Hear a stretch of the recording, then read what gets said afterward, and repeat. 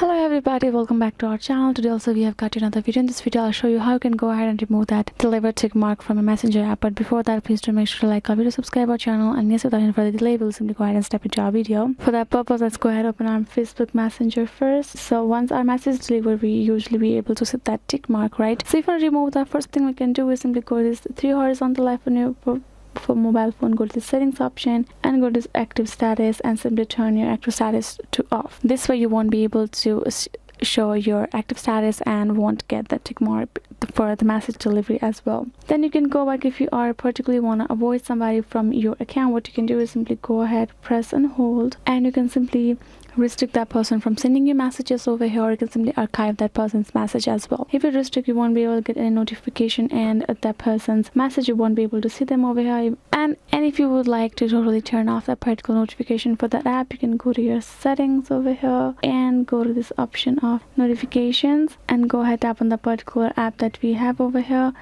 and we can go ahead turn off this notification for our message. This way we won't be able to get notified and it's over here in a mobile phone.